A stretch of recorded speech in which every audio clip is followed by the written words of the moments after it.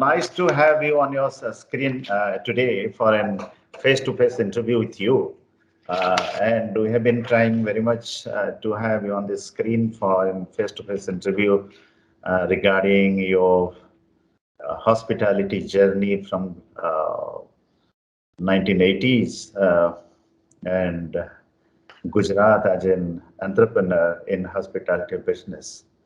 So everybody knows about you, Mr. Rushad, in the field of hospitality, especially in Ahmedabad and few major cities of Gujarat. And today I would like to, know a little bit of the information about your hospitality journey right from the beginning. So, uh, Mr. Rushad, can you, we'd like to hear from your mouth, how you have started your journey of hospitality, which year, how is your hospitality education, where are you from originally? Can you please say something about this thing for viewers and audience? Hi, Mr. Mangaraj. I want to thank you for inviting me uh, to talk to all your students. I have been associated with you and the institute for some time now, and it is an honor. So I was the batch of 79 that passed out from the Bombay Catering College in 1979, and after which I got selected as a management trainee at the Taj. So I worked at the Taj Bombay, and I was there for a very short duration from 79 to 81. In 81, I realized that I had enough of working in a five-star hotel and I would like to work in a smaller property.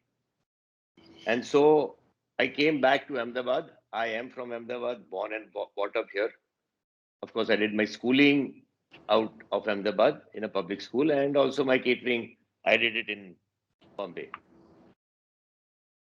So I then in 1981, I was invited by Mr. Hasmukh Shah, who owns the Patang Revolving Restaurant. This Patang Revolving Restaurant was run by the Senator Group, which was a breakaway of the top ITC management. And we had Mr. Godok and Mr. Surinder the Badur and all, and they are icons today. And they were the people who started this. And they started Patang. So the Senator Group comprised of brilliant people, and they had the best of staff from the Hyatt, from ITC, from Taj. So they had staff from handpicked staff. But unfortunately, that project didn't take off the way they had expected. And one of the main reasons why it didn't take off the way it was supposed to. It's a beautiful restaurant and fantastic chefs and everything. But the people who came to run it, unfortunately, could not understand what the local palate was. They couldn't understand how to relate to the local Gujaratis. And somehow, maybe because of attitude problems and everything, it didn't work out. And the restaurant started failing and people didn't appreciate the food. And they had the topmost chefs. We had Mr. Panal Sharma, gold medalist. He was a gold medalist chef, won awards in Singapore also for Indian food. But somehow it could not lift. And that is when I was approached that either you now take it over, because he told that group to leave because it was doing very badly financially. And I took it over. And we did a lot of advertising, image building, changed the entire menu, revamped it, everything. And very, very gradually, with a lot of advertising, that restaurant slowly turned. And Patang then became a name. And there were huge lines outside. And then for that group, I opened up also at the base of the restaurant, a restaurant called Garden Cafe. Fantastic restaurant, did very, very well as a coffee shop and a night place. And then I opened the first pastry shop in Ahmedabad for this group, which was called Pastry Wagon. And Pastry Wagon also was the first pastry shop, and it was a name to reckon with. Before that, we had only Italian bakery and all, small bakeries making different types of small cakes and everything. And now we had bakers from ITC, so I put them to use. And we had boxes. Every flight had a lot of people coming up with La Patisserie boxes. So that's how I realized that all the people who go to Bombay go to La Patisserie, the Taj, and they get the pastries here because they were not available. So we opened it here, and it was very well accepted. And I opened a restaurant called Angithi, which was first very good Indian fine dine restaurant. And one more restaurant I opened for them, which was called Thikana. Thikana was a Dampuk restaurant, and we had one chef from ITC who had stayed behind. His name was Tofik, and he took out excellent Damka Khana, and that also took off very well. But then I again got the entrepreneurial thing myself because I wanted to now do something for myself. Now I'd done this for Mr. Hasmukh Shah, and now I wanted to do something for myself. And then in 1990, I left this group because they were doing very well. There were so many other branches, restaurants, everything. I wanted to do my own. And so I but before that, I needed capital. And I took a contract in 1991. This was in the Elizabeth Gymkhana Club. 1991, we took the contract. And even today, that contract is on, and we are the official caterers for Elizabeth Gymkhana, which caters primarily to the IAS, IPS officers and a top-class businessmen. It was started by Mr. Arvind Lalbhai during those days.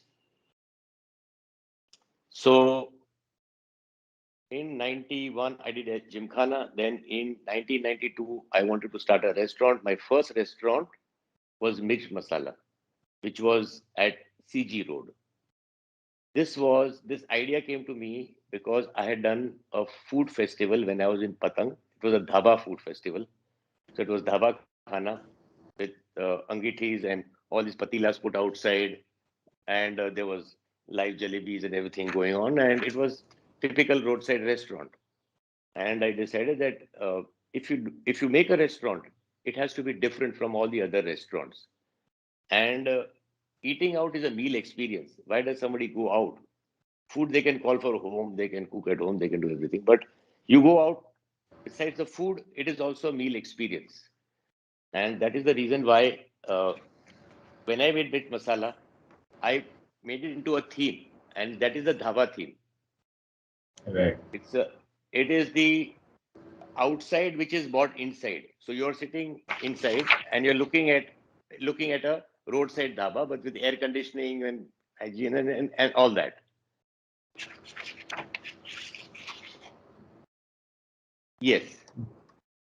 Yes. So that is what Mirch Masala was, and it had a lot of Bollywood. We got a lot of Bollywood fun slogans put up, a lot of antiques put up, and that's how the Mirch Masalas are. It's a fun place. When you sit down, you look at everything, you read everything, you take everything inside, and it brings a smile to your face. We had people coming in from all the hotels also around. They would live in the top hotels, but they would come and dine with us, and it was one of the restaurants of Ahmedabad. Sir, coming to the please carry on. After which I set up Tomatoes. Tomatoes was set up in 94. The first one again being on CG Road, because at that time CG Road was the high street, the road of Ahmedabad. So it was set up on, both the restaurants were set up on CG Road. And Tomatoes, I wanted it to be totally different, and we took a big risk, and we had an American diner of the 50s and 60s. We were the first American diner in India. We did not have TGIFs or Ruby Tuesday or Chicago pizza pie, or we didn't have any of these. We didn't have hard rock. We were the first. So it was very difficult for people to even understand, okay, what is this? What is this chap done? Basically, it was so different. It was a very big success. We had people who were from that era, so it was a big success. And it's a fabulous diner, very authentic diner, for which I traveled to the US, to Europe. I bought all the memorabilia, all the posters and everything. They're authentic posters that are put up, and I procured everything from the garage sales, and I went to collectors and I bought everything, and that's how tomatoes came into being. And if you want to know what it is, then you have to go to American diners. Just Google it. You will know what this whole thing is about, basically. Right. Like you have a different brands, like you have Mirch Masala Indian, you have tomatoes, you have spinning tomatoes, you have angiti and all. So did you have to make a different strategy for the different consumers? Yes, because every restaurant that we have is so different that even our the guest profile also varies. Mirch masala is a dhaba with North Indian khada masala khana. This has got Mexican, Mexican, Italian, and American food, and so the crowd profile is different. The marketing, the style of marketing, the placement of the restaurants, everything had to be done initially. Initially, it had to be done absolutely differently, as if they're two different owners and two different properties. It is only after 18, 20 years that now it has come under one thing. Otherwise, it was marketing and branding and placement of the restaurants had to be done very differently. Yes. So, any experience you'd like to share as a struggling entrepreneur? Sir, with God's grace, I never struggled. I'm blessed, probably. I never struggled. For me, it was fun. Even if you are got less money, you got financial problems, you got that, but that is fun. So it is. I feel the word struggle is not the right this thing. That we did. I didn't struggle. Things just happened. It happened. It kept on going on, and it's yet going on. So you have a smooth selling in this as an entrepreneur. So Yes, that's a smooth that's sailing.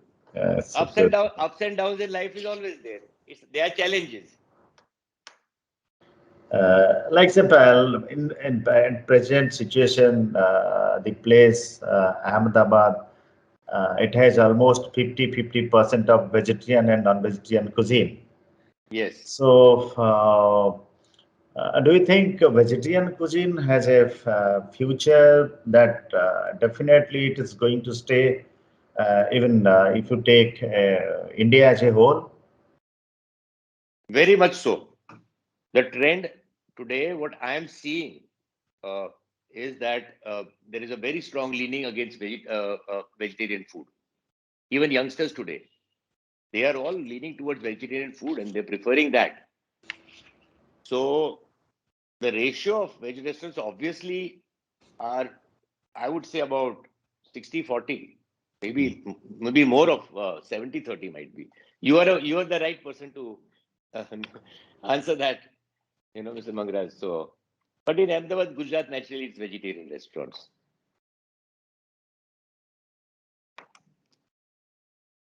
Sir, what is the challenge you face maximum in running a commercial restaurant? What is the biggest challenge that you have? The biggest challenge in today's market is to keep on increasing your turnover. The reason is that today the restaurant industry, even before the pandemic, the recession was on.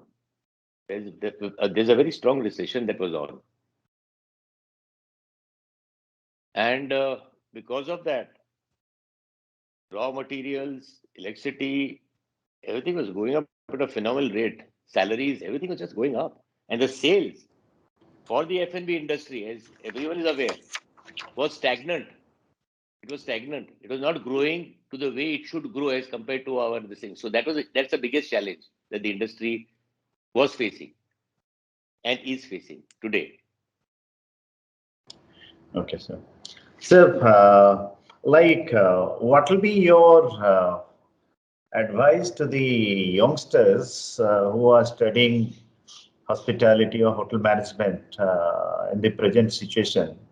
Uh, so, what they should follow, and what will be your advice? Because what we have been watching is that very few people are pursuing the entrepreneurship in hospitality business, maybe running a restaurant or a small eatery. Many people are not coming up. So how to, encourage them and how to motivate them? Any tips from your side to the youngsters? I feel, sir, that first of all, catering, it has to be in your blood. It has to be a passion. Running, you know, and today what I also feel that people find that restaurants are a risky business, and they rather do a job because it's there's a salary, they're in demand, there are huge salaries in fact, and they're secure, so they're looking out for security. They're seeing a lot of restaurants coming up, closing down, happening. Friends are opening up cafes, doing well for some time, then again closing down. But I feel that at the end of the day, to be your own boss, to run your own business, uh, that is the best feeling that youngsters should do. They can start small. Like I started small, very small. We all start small, and then we branch out and we keep going.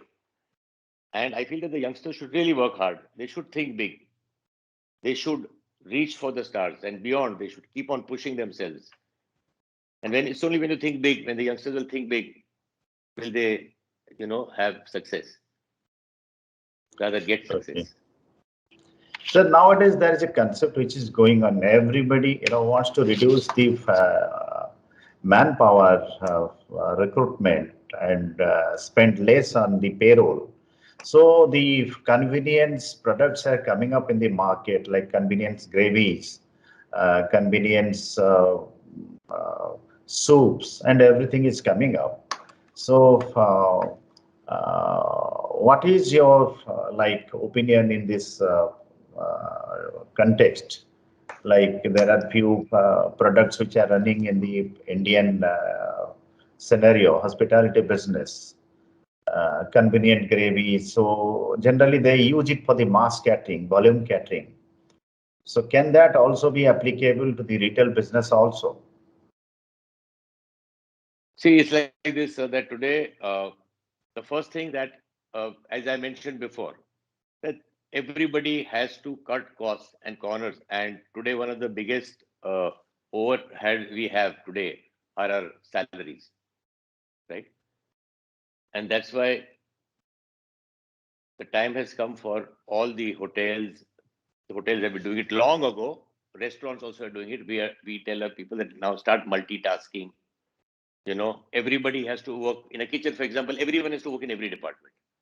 In our time, just a few years ago, it was Chinese is separate, you know, Conti is separate, Indian is separate, Tandoor is separate, everything is separate departments. Now the chefs have been told very clearly, train your guys up and have multitasking. So that is the reason why you were saying that, okay, that's the reason why people are forced to cut corners and do multitasking and cut down on workforce. Number two was, you asked me about ready gravies and this thing. That is part of it. That today the base is available today. So today, if I have to grow in numbers, like I want to put up 40 of my masalas all over pan India, I am going to look out for a vendor who is going to give me my three basic gravies made according to my recipes and sign a contract with me. Now, when that happens, I can multiply and I can have a quality that is absolutely standardized.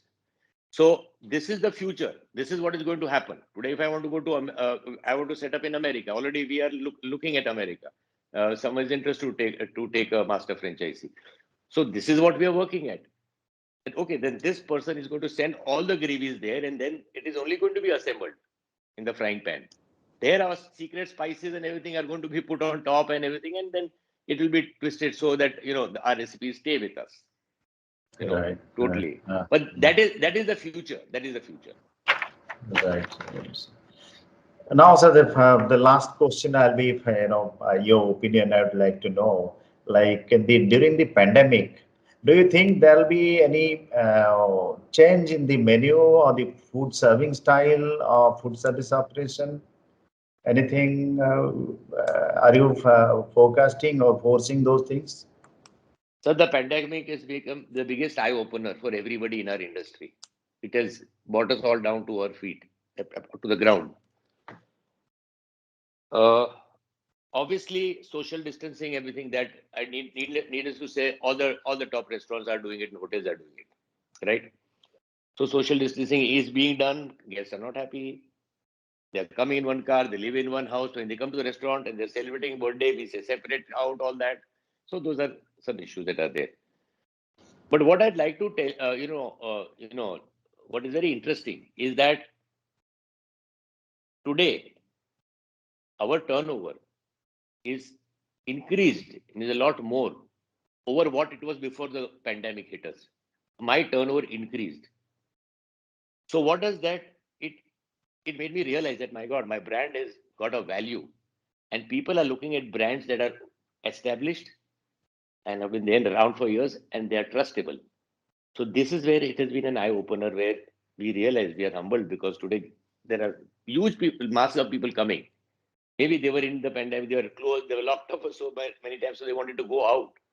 But even then, so business has only gone up for us, and it has been a learning experience. And the most important, we realize that with less staff, we are making more turnover. Yes, great. That's great. Yes. That's great, sir. Anyway, Mr. Rushad, it is a great pleasure to talk to you, so that you have addressed few points of concern to the industry and to the aspirant students also.